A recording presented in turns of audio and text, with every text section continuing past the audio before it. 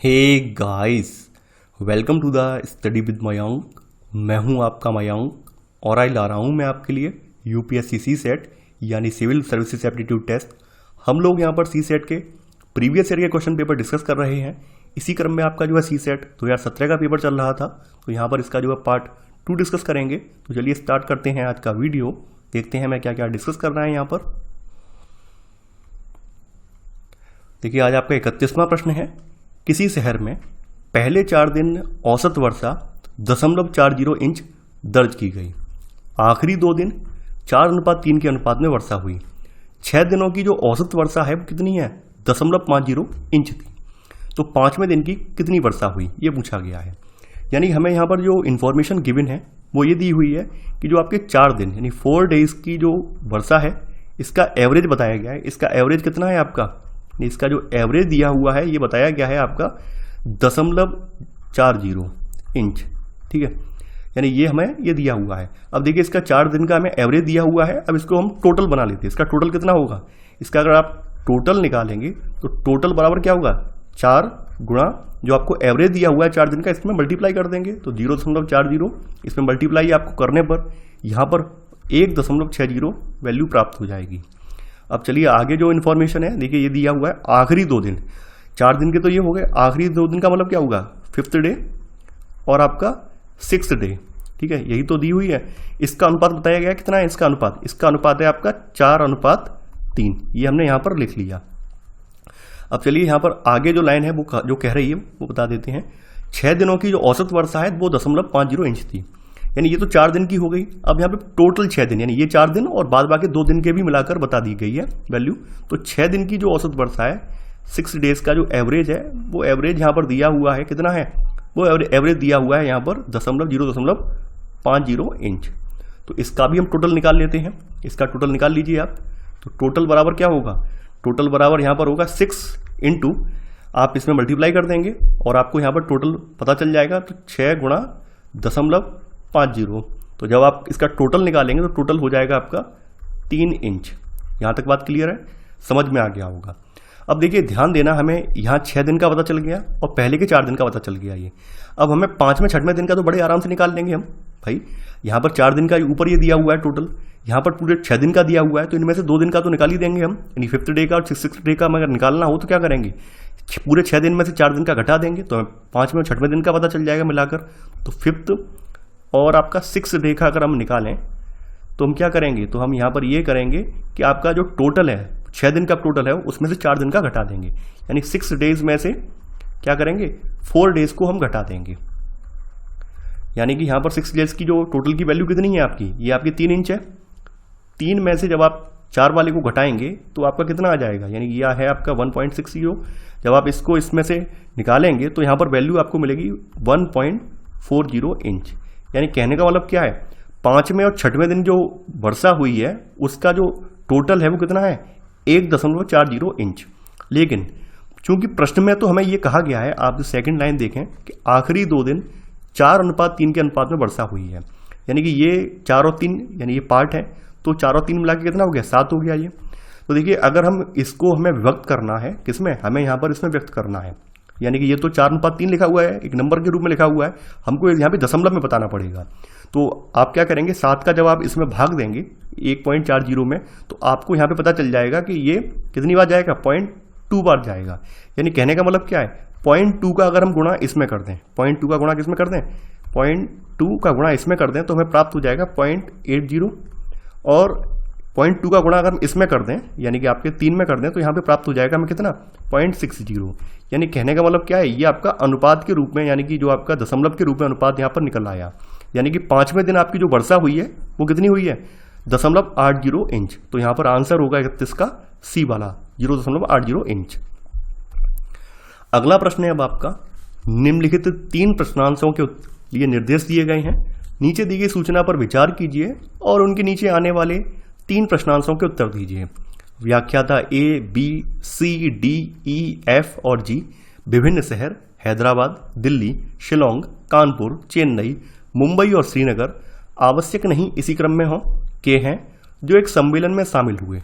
इनमें से प्रत्येक व्याख्याता अलग अलग विषय अर्थशास्त्र, वाणिज्य, इतिहास, समाजशास्त्र, भूगोल, गणित और सांख्यिकी आवश्यक नहीं कि इसी क्रम में हो का विशेषज्ञ है। और ये इन्फॉर्मेशन यहाँ पे दी हुई है। देखिए इस तरह के प्रश्नों को सॉल्व करने के लिए हम कई बार कर चुके हैं इस तरह के प्रश्न सॉल्व।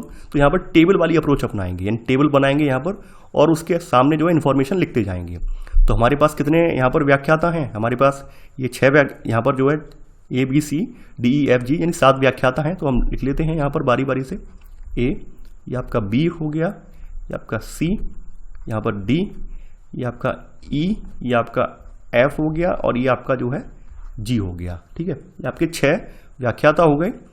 अब आगे जो दिया हुआ है बोला गया कानपुर का व्याख्याता भूगोल में विशेषज्ञ है, यानी जो कानपुर वाला है आपका ये आपका भूगोल का विशेषज्ञ है। ये हमें पता चल गई कानपुर वाला जो है ये ज्योग्राफी का है। ठीक है, कानपुर वाला जियो का है। व्याख्याता D शिलोंग का है, यानी कि यहाँ पर जो व्याख्याता आपका D वाला है कहाँ का है? ये शिलोंग का है। ये बात यहाँ पर हम लिख लेते हैं।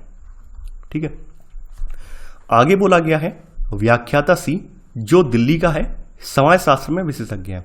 यानी व्याख्याता C कहाँ का है? दिल्ली का है, दिल्ली का है। और ये किस में विशेषज्ञ है? आपका सोशियोलॉजी में विशेषज्ञ है। तो हम यहाँ पर इसको सोशियोलॉजी में लिख दिया। व्याख्याता B ना तो इतिहास में और ना ही गणित में।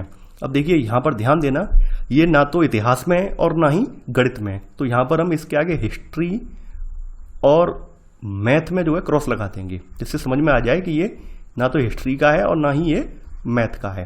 ठीक है, हमने क्रॉस लगा दिया ताकि हमें याद रहे कि बी वाला जो है ना तो हिस्ट्री का है और ना ही मैथ का।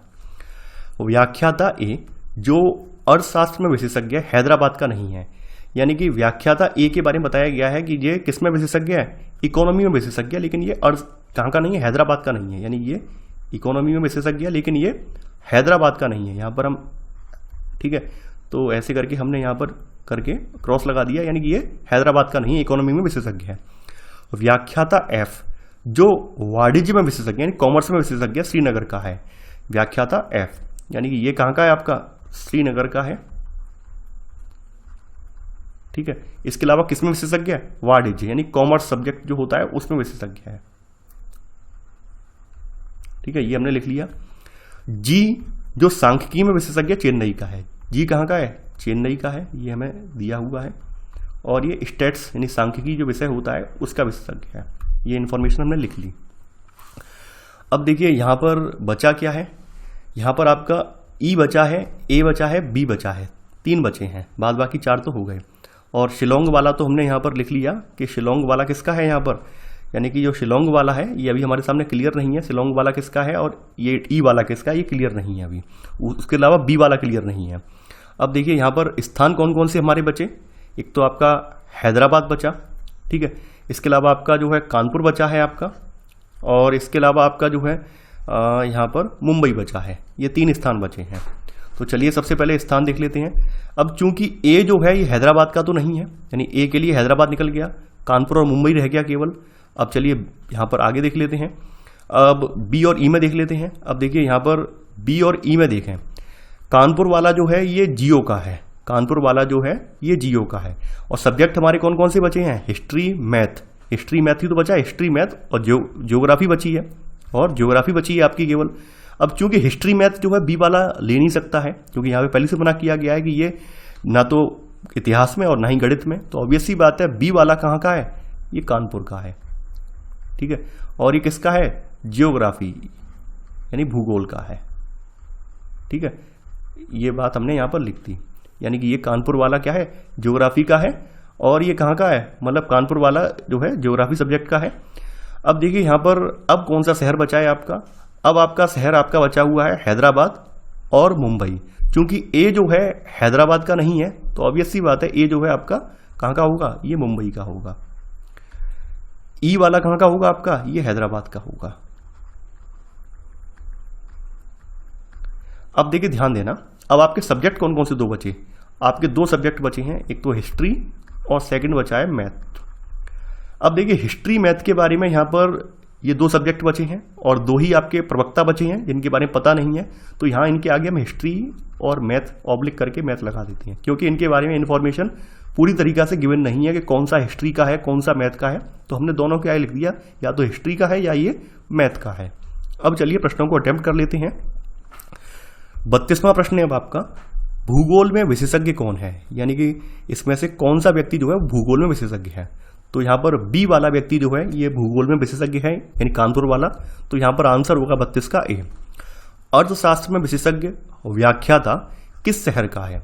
अर्थशास्त्र यानी इकोनॉमी, इकोनॉमी वाला आप देखेंगे ये मुंबई का है। तो यहाँ पर आंसर होगा आपका 33 का बी, यानी अर्थशास्त्र वाला कहाँ का है, मुंबई का है। 34वां प्रश्न है, निम्नलिखित में से कौन हैदराबाद का है। यहाँ पे हैदराबाद का कौन है, तो चलिए देख लेते हैं। ई वाला व्यक्ति जो है ये आपका कहाँ का है, ये हैदराबाद का है, यानी कि ई वाला जो है प्रवक्ता ये हैदराबाद का है। तो यहाँ पर आंसर होगा आपका 34 का बी, यानी कि ई वाला प्रवक्ता जो है ये हैदराबाद का है।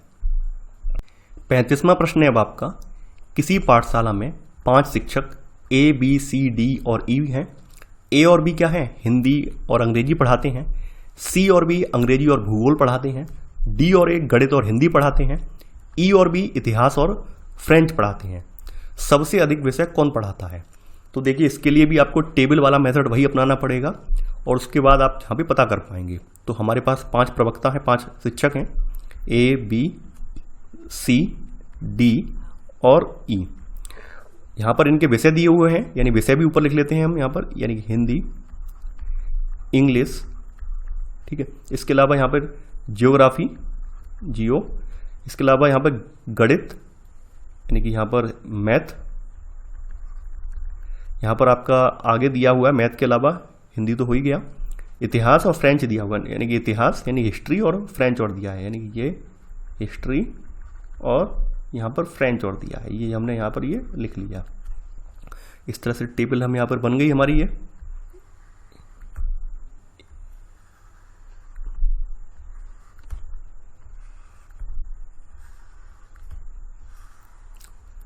चलिए अब यहाँ पे टिक लगाते चलते हैं।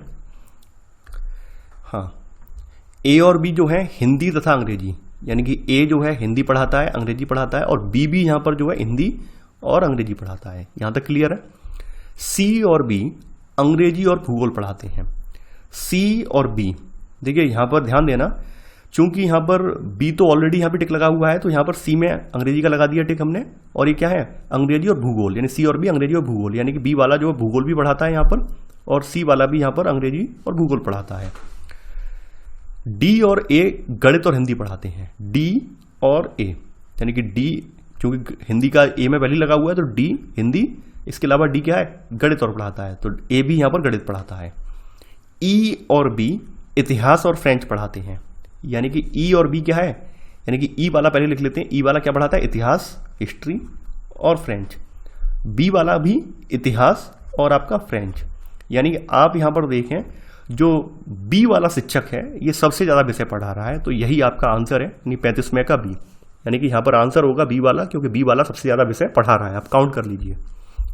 36वां प्रश्न है अब आपका, एक 2 अंकीय संख्या को उत्क्रमित किया गया, उन 2 संख्याओं में से बड़ी संख्या को छोटी संख्या से विभाजित किया गया, तो बृहत्तम संभव शेषफल क्या होगा, ये पूछा गया है। तो देखिए यहाँ पर हम आपको एक एग्जाम्पल देके समझाते हैं कि मान लीजिए आपकी कोई संख्या है 2 अंकों की, 43 मान ली, इसके 2 डिजिट हैं आपके, एक 4 डिजिट है और 3 डिजिट है, इनको रिवर्स करना है। रिवर्स का मतलब क्या हो गया, यानी कि 4 वाला 3 के स्थान पे पहुंच जाएगा और 3 वाला 4 के स्थान पर आ जाएगा। तो आपको ऐसे करके 2 संख्याएं बन जाएंगी, एक मूल संख्या जो कि बड़ी संख्या है, और इसका जो रिवर्स करेंगे वो आपकी छोटी संख्या एक बन जाएगी। तो यहाँ पर ये कहा गया है कि मान लीजिए इसका अगर हम इसमें भाग दें तो हमें अधिकतम जो शेषफल, बृहत्तम संभव शेषफल क्या प्राप्त होगा। आप अगर इसका इसमें भाग देंगे तो यहाँ पर आपको क्या प्राप्त होगा, यहाँ पर 9 जो है रिमाइंडर प्राप्त होगा, यानी यहाँ का रिमाइंडर जो है शेषफल कितना निकल कर आ जाएगा, 9 निकल कर आ जाएगा। अब देखिए हम लोग जानते हैं आपकी 2 अंकों की संख्याएं जो है 10 से स्टार्ट होती हैं और कहाँ तक जाती हैं, 99 तक जाती हैं। तो सबसे पहले हम यहाँ पे 99 से ही उठाकर देखते हैं कि 99 को अगर हम रिवर्स कर लें तो देखिए 99 को रिवर्स करने पे क्या बनेगा, 99 ही बनेगा, और 99 से अगर आप 99 में भाग देंगे तो आपका यहाँ पे रिमाइंडर क्या आ जाएगा भाई, 99 का 99 में भाग पूरा चला जाएगा, तो रिमाइंडर यहाँ पे 0 रहेगा, 0 रहेगा। 99 से छोटी संख्या कौन सी है, 98 है। 98 का रिवर्स करने पे क्या हो जाएगा, यहाँ पर 89 हो जाएगा, और 89 का अगर आप 98 में भाग देंगे तो कितना शेषफल बचेगा, यहाँ पर जो आपका शेषफल रहेगा वो रहेगा आपका 9, ठीक है। ठीक इसी तरह से 98 के बाद कौन सी संख्या आ जाती है? 97 आ जाती है। 97 का रिवर्स करने पे क्या बन जाएगा? 79 बन जाएगा। अब यहाँ पर आप 79 का 97 में भाग दीजिए, कितना शेषफल बच रहा है? यहाँ पर आप जब भाग देंगे तो यहाँ पर आपका शेषफल बचेगा आपका 18। आर बराबर रिमाइंडर है, यानी कि शेषफल है। इसी तरह से आपका 96 इसके बाद आ जाती है छोटी संख्या, इसको रिवर्स कर लीजिए 69। तो यहाँ पर आप 69 का भाग जब 96 में देंगे तो कितना शेषफल बचेगा? रिमाइंडर कितना बचेगा आपका? 27, यानी 27 है तो, लेकिन यहाँ पर अधिकतम नहीं है, बृहत्तम नहीं है, यानी मैक्सिमम ये नहीं है। इससे यहाँ पर अगली संख्या कौन सी आ जाती है? 95 आ जाती है। 95 को हम यहाँ पर उत्क्रमित करते हैं तो यहाँ पर क्या बनेगा? यहाँ पर जब इसको इसमें उत्क्रमित किया तो हमारा रिमाइंडर कितना बचेगा? यहाँ पर रिमाइंडर आपका बचेगा 36। इसके बाद कौन सी संख्या आती है? 94 आती है। 94 को आप जब उत्क्रमित करेंगे तो क्या बन जाएगा? 49 बन जाएगा। और 49 को जब आप इसमें भाग देंगे 94 में तो रिमाइंडर कितना बचेगा? 45 बचेगा, जो कि हमारा ये बृहत्तम आंसर है। यानी कि यहाँ पर 94 है और 94 को आप रिवर्स करेंगे तो 49 बन जाएगा, और 49 का जब 94 में भाग देंगे तो हमें यहाँ पे बृहत्तम संभव शेषफल प्राप्त होगा, जो कि आपके ऑप्शन में दिया हुआ है। तो 36वें का आंसर होगा आपका डी वाला, यानी कि 45। 37वां प्रश्न है अब आपका, एक्स और वाई की मासिक आय 4:3 के अनुपात में है और उनके मासिक व्यय 3:2 के अनुपात में है। फिर भी उनमें से प्रत्येक प्रतिमाह 6,000 रुपये की बचत करता है। उनकी कुल मासिक आय क्या है? देखिए हमें यहाँ पर दिया हुआ है जो गिवन है, यानी कि एक्स और वाई, इनकी जो इनकम है, जो भी इनकी इनकम है इसका अनुपात बताया गया है 4:3 है। ठीक है, और इनके जो एक्सपेंसेस होते हैं, यानी कि जो भी इनके मासिक व्यय होते हैं, उनका अनुपात कितना दिया हुआ है? एक्सपेंसेस का उनका अनुपात बताया गया 3:2, 3:2। तो देखिए यहाँ पर इनकी जो सेविंग बताई गई है उनमें से प्रत्येक प्रतिमाह 6,000 रुपये की बचत करता है। यानी इनकी जो मंथली सेविंग है, ठीक है, सेविंग बराबर कितनी है? 6,000 रुपये। 6,000 रुपये दोनों की, यानी प्रत्येक की समान है, ईच है, समान है दोनों की, ध्यान देना। ठीक है, दोनों की ये समान है। सेविंग बराबर आप जानते होंगे, यानी सेविंग कैसे निकाली जाती है? सेविंग बराबर आपकी इनकम माइनस एक्सपेंसेस, तभी तो आपकी जो है यहाँ पे सेविंग निकलती है। अब देखिए यहाँ पर आप ध्यान देना कि यहाँ पर जो भी इनकम और एक्सपेंसेस निकालकर इनकी जो सेविंग हो रही है वो कितनी आ रही है? वो उनका डिफरेंस सेम है, यानी उनका जो डिफरेंस यहाँ पर निकल रहा है वो कितना निकल रहा है? बिल्कुल सेम निकल रहा है।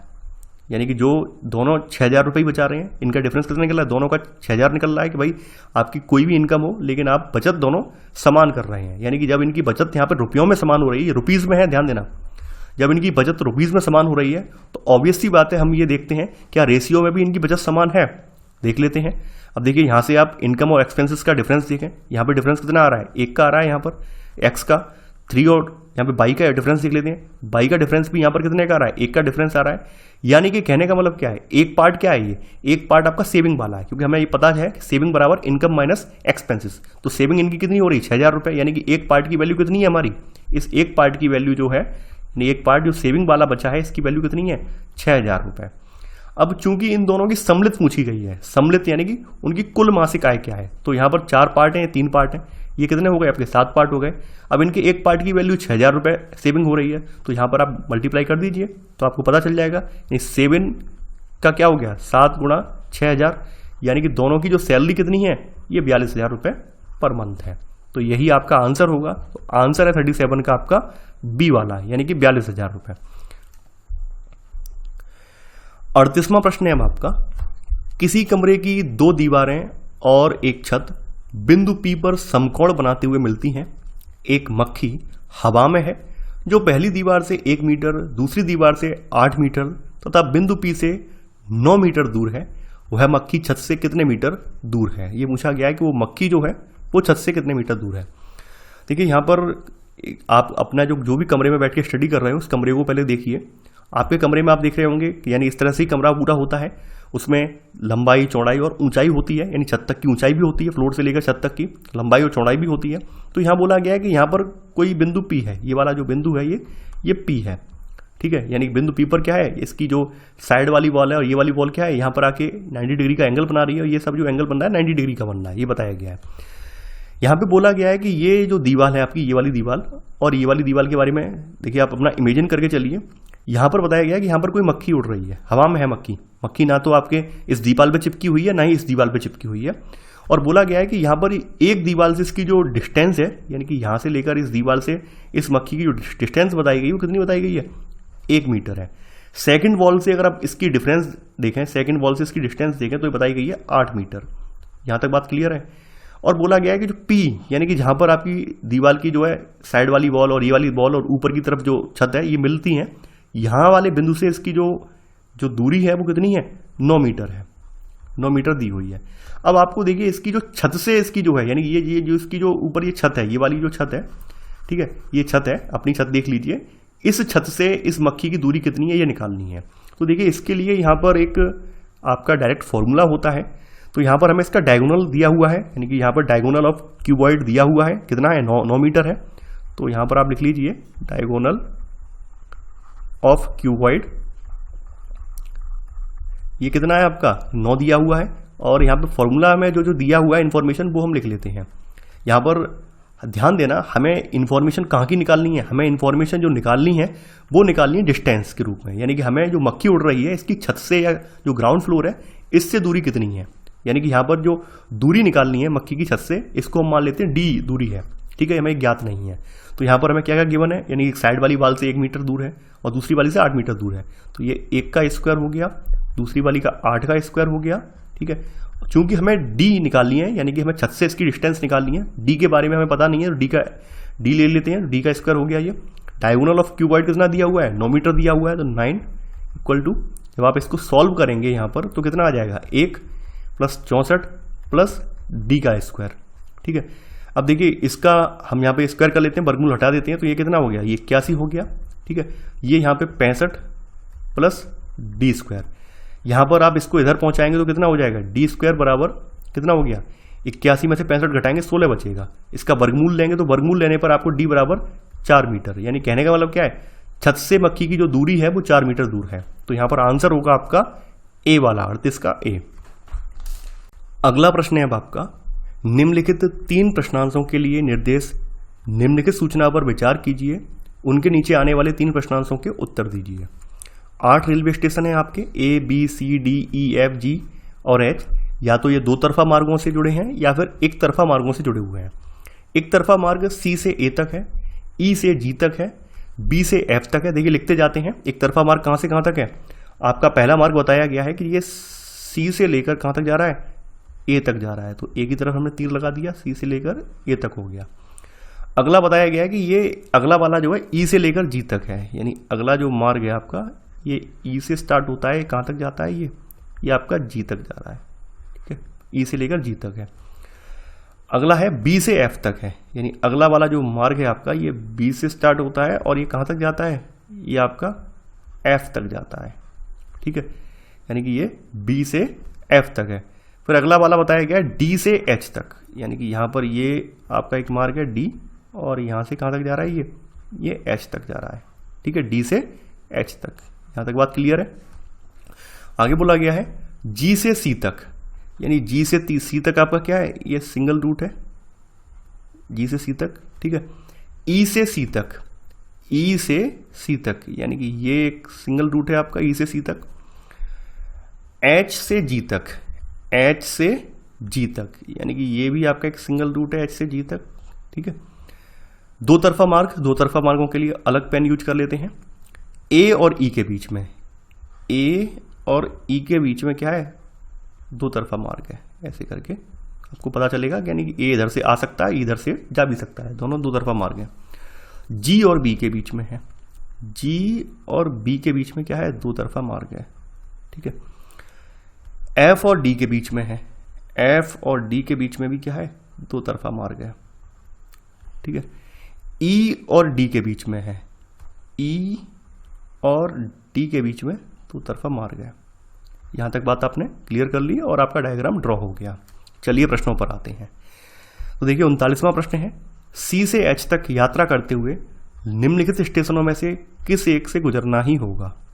G E B F हमें स्टेशन दी हुई हैं, यानी हमें स्टेशन कौन कौन सी दी गई हैं, G E B F, और हमसे पूछा गया है कि हमें C से लेकर H तक यात्रा करनी है, तो हमें कौन सा स्टेशन इसमें पड़ेगा, हमें कहाँ से लेकर यात्रा करनी है, C से लेकर हमें H तक यात्रा करनी है। तो देख लेते हैं, C से ये पहले कहाँ जाएगा, C से ये जाएगा A तक, ठीक है, यानी सी से ये ए पर गया। अब ए से रूट कहाँ जा रहा है, ए से आपका रूट जा रहा है एक, ये रूट जो जा रहा है ऐसे करके ये ई तक जा रहा है। आप समझ रहे हैं, ये रूट सी से ए और ए से ई तक जा रहा है। ठीक है, ध्यान देना आगे। अब ई से एक रूट आपका ये इस तरह से जा रहा है, ई से एक रूट आपका जो है डी, ठीक है, डी तक जा रहा है, यानी ये डी तक जा रहा है एक रूट, और डी से जो है आपका जो है ये एच तक पहुंच रहा है। ठीक है, अगर आप यहां पर देखें जो आपको देखिए एक रूट तो आपका ये बन रहा है, एक सेकंड रूट और बन रहा है इसमें, सेकंड रूट भी मैं बना के दिखा देता हूं। सी तक आ गया, सी से एक रास्ता आपका कहां तक जा रहा है, जी तक जा रहा है, यानी आपने ये पहले वाले रूट है ये लिख लेते हैं ए ई, और ई से एक अगला रास्ता जा रहा है जी तक, जी से ये वाला रास्ता आपका आ रहा है कहां तक, बी तक। ठीक है, और बी से रास्ता आपका आ रहा है एफ तक, ऐसे करके एफ तक आ रहा है। अगला एफ से रास्ता जा रहा है डी तक, ठीक है, और डी से फिर आ रहा है आपका एच तक। अब यहां पर पूछा गया है कौन सा ऐसा मार्ग है जिससे इसे गुजरना ही होगा हर हाल में। तो यहां पर ई एक ऐसा मार्ग है आपकी दोनों पॉसिबिलिटी में जहां पे ई से इसे गुजरना ही होगा। तो यहां पर आंसर है आपका यहां पर ई वाला, यानी 39 का आंसर होगा 39 का आपका बी वाला, जो कि ई एक ऐसा मार्ग है जिससे इसे दोनों पॉसिबल रूटों से, एक पहला वाला रूट आप अगर देख लें या फिर दूसरा वाला देख लें, दोनों में ही इसको जो है ई से तो गुजरना ही होगा। तो यहां पर 39 का आंसर है बी वाला। कोई रेलगाड़ी एफ से ए तक किसी स्टेशन को बिना एक बार से अधिक पार किए कितने विभिन्न प्रकार से जा सकती है। यानी कि यहां पर अगला पूछा गया है कि कोई रेलगाड़ी एफ से ए तक किसी स्टेशन को बिना एक बार से अधिक पार किए, यानी कि एक बार से ज्यादा कोई स्टेशन पार नहीं करना है, तो विभिन्न प्रकार से कितनी बार जा सकती है। चलो देख लेते हैं। एफ से ए तक, यानी हमें एफ से ए तक पहुंचना है और कंडीशन ये दी हुई है कि बिना एक बार से अधिक पार किए हुए। तो हम थोड़ा सा पोर्शन यहां मिटा लेते हैं ताकि हमें थोड़ा और क्लियर हो जाए विजुअल्स। तो हमने थोड़ा सा पोर्शन जो था ये मिटा दिया। ठीक है, तो अब जो कंडीशन दी हुई है उस पर हम वर्क करते हैं। तो यहाँ पर एफ से ए तक की यात्रा करनी है, यानी कि एफ से लेकर ए तक की, और ये याद रखना है कि कोई भी स्थान यहाँ पर क्या रिपीटिशन ना हो, यानी कि वो बार बार ना आए। तो देखिए सबसे पहले एफ से हमारा जो एक स्थान बन रहा है वो कौन सा बन रहा है, ये बन रहा है एफ से डी बनना है, डी से हम एच जा सकते हैं और एच से जी जा सकते हैं और जी से होते हुए सी और फिर ए। ठीक है, यानी कि यहाँ पर हमें जो पहुंचना है वो कहाँ से कहाँ पहुंचना है, एफ से ए तक पहुंचना है, एफ से लेकर एफ से ए पहुंचना है। लिख लेते हैं यहाँ पे एफ से ए पहुंचना है। तो देखिए पहला रूट आपका जो बन रहा है, फर्स्ट रूट जो बन रहा है वो लिख लेते हैं। एफ से हम चलेंगे, एफ से हम कहाँ पहुंचेंगे, एफ से हम पहुंचेंगे डी की तरफ। ठीक है, डी से हम पहुंचेंगे कहाँ पर, एच की तरफ, एच से हम कहाँ पहुंचेंगे, जी की तरफ। ठीक है, यानी एच जो एफ डी एफ डी के बाद डी के बाद हम पहुंचेंगे यहाँ पर ई की तरफ, यानी कि एच की तरफ गलत मुड़ गया मैं, ये और है, यानी कि दो तरफा रूट है। तो डी से कहाँ, ई की तरफ जाएंगे और ई से जो है हम डायरेक्ट कहाँ पहुंच सकते हैं, ए पर पहुंच सकते हैं। ठीक है, ये पहला रूट आपका ये वाला हो गया। सेकंड रूट आपका कौन सा बनेगा, सेकंड भी देख लेते हैं। सेकंड आपका बनेगा एफ से डी, डी से आपका कहाँ जाएंगे, ई। ठीक है, एफ डी ई, यानी कि लिख लेते हैं एफ डी ई, और अगला जो बनेगा इसके बाद ई के बाद कहाँ जाएंगे, ई के बाद आप सी जा सकते हैं, ऐसे सी, और फिर सी से जो है ए। अगला रूट ये बन सकता है। तीसरा वाला रूट कौन सा होगा, ठीक है, तीसरा वाला रूट कौन बनेगा वो भी देख लेते हैं। एफ से डी, ठीक है, यानी लिख लेते हैं एफ से डी, डी से फिर डी से हम ई की तरफ गए, डी से हम ई की तरफ गए हैं। ठीक है, डी से ई की तरफ हम यहाँ पहुंच गए। अब ई से एक रूट बन रहा है आपका कहाँ की तरफ, जी की तरफ, यानी ई से एक रूट बन रहा है ये वाला, ई से जी की तरफ बन रहा है। अपनी कॉपी पे लिखते जाना साथ के साथ, और अपना जो डायग्राम बनाना है उसमें भी चेक करना जी तक। और जी से फिर कहाँ गए हैं, जी से हम सी की तरफ जा सकते हैं, और सी से एक रूट फिर चला जाता है ए की तरफ। तीसरा रूट ये बन जाएगा। चौथा रूट कौन सा बनेगा इसमें, चौथा रूट भी हम एक बन सकता है इसमें, वो भी देख लेते हैं पॉसिबिलिटी कौन सी है। एफ से हम कहाँ चले, एफ से हम पहुंचे कहाँ की तरफ, डी की तरफ, डी से हम पहुंचे कहाँ की तरफ, एच की तरफ, एच से हम जो है जी की तरफ जा सकते हैं, बिल्कुल जा सकते हैं, जी पर पहुंच गए, यानी एफ से हम जी की तरफ पहुंच गए। जी से हम कहाँ जा सकते हैं, सी की तरफ जा सकते हैं, सी की तरफ से हम ए की तरफ जा सकते हैं, यानी कि एफ डी ये एच हो गया, और H से हम क्या G पहुंच गए, G से C पहुंच गए, C से हम A पहुंच गए। चौथा रूट ये बन सकता है। 4 से ज़्यादा रूट नहीं बनेंगे F से A तक पहुंचने के लिए, 4 से ज़्यादा रूट नहीं बनेंगे। तो आपका यहाँ पर आंसर होगा 40वें का D वाला, यानी कि चौथा। 41वां प्रश्न है अब आपका, यदि G और C के बीच का मार्ग बंद कर दिया जाता है, यानी कि ध्यान देना, G और C के बीच का मार्ग अगर हम बंद कर देते हैं तो H से C तक यात्रा करते समय निम्नलिखित स्टेशनों में से किस एक से गुजरने की आवश्यकता नहीं होगी, ये पूछा गया है। यानी अगर G और C के बीच का एक मार्ग बंद कर दें तो H से C तक यात्रा करते समय निम्नलिखित स्टेशनों में से किसी एक से गुजरने की आवश्यकता नहीं होगी। चलिए डायग्राम पर चलते हैं, थोड़ा सा यहाँ पे सफाई कर लेते हैं, इससे कि यहाँ पर जो बाद बाकी इन्फॉर्मेशन है और क्लियर हो जाएगी। तो आई होप, देखिए इस तरह के जो प्रश्न होते हैं, टाइम टेकिंग प्रश्न तो होते हैं, अगर आप सही से इनको जो है ड्रॉ कर लेते हैं, सही से आप जो है इनका जो भी है लिख लेते हैं, तो आपको कोई गलती नहीं होगी, कोई समझने में दिक्कत नहीं होगी। तो यहाँ पर जो लाइन मिट गई है वो मैं बना देता हूँ, ये लाइन थी आपकी, ठीक है। तो यहाँ पर जो बोला गया है वो पहले हम कर लेते हैं, G से H तक, G से H तक, ये H से G तक, ठीक है। H से G तक था, सिंगल रूट था ये, H से G तक सिंगल रूट था, मैं डबल लगा दिया, सिंगल रूट है ये। तो देखिए यहाँ पर आपका 18वां बोल रहा हूँ मैं, ये आपका जो प्रश्न नंबर था 41वां प्रश्न जो कह रहा है वो ये कह रहा है कि G और C के बीच का मार्ग हम हटा दें। G और C के बीच का जो मार्ग है इसको अगर हम इरेज कर दें, ये वाला जो मार्ग है G और C का मार्ग हमने खत्म कर दिया ये, ठीक है। इसके बाद अब क्या बचा, ये मार्ग हमने बंद कर दिया। तो H से यात्रा कहाँ तक करनी है हमें, H से C तक, यहाँ से लेकर हमें कहाँ तक करनी है, यहाँ तक करनी है यात्रा। H से लेकर हमें यात्रा यहाँ से स्टार्ट करके यहाँ तक करनी है। तो H से लेकर C तक यात्रा करते समय निम्नलिखित में से एक से गुजरने की आवश्यकता नहीं होगी। तो हम बना लेते हैं, H से C तक की यात्रा हम कर लेते हैं। तो हम H से कहाँ जा सकते हैं, H से हम G जा सकते हैं, ठीक है। तो H से हम पहुँच गए G की तरफ, ठीक है। G से आप अगर देखें तो G का जो मार्ग है वो बंद हो गया है, ऑब्वियसली बात है, G का जो मार्ग है वो बंद हो चुका है। तो G से हम फिर कहाँ जाएंगे, G से हम अब मजबूरी है, हमें G से जाना पड़ेगा B की तरफ, G से हम B की तरफ जाएंगे। अब B से फिर हम कहाँ जाएंगे, B की तरफ से एक सिंगल रूट जा रहा है और ये जा रहा है F तक। अब F वाला रूट कहाँ जाएगा, F वाला रूट जा रहा है D की तरफ, और D की तरफ से दो रास्ते निकल रहे हैं, एक तो द्वितरफा रास्ता है और एक सिंगल रूट रास्ता है। सिंगल रूट रास्ता अगर पकड़ेंगे तो H की तरफ दोबारा आ जाएंगे, हमें H की तरफ नहीं जाना है।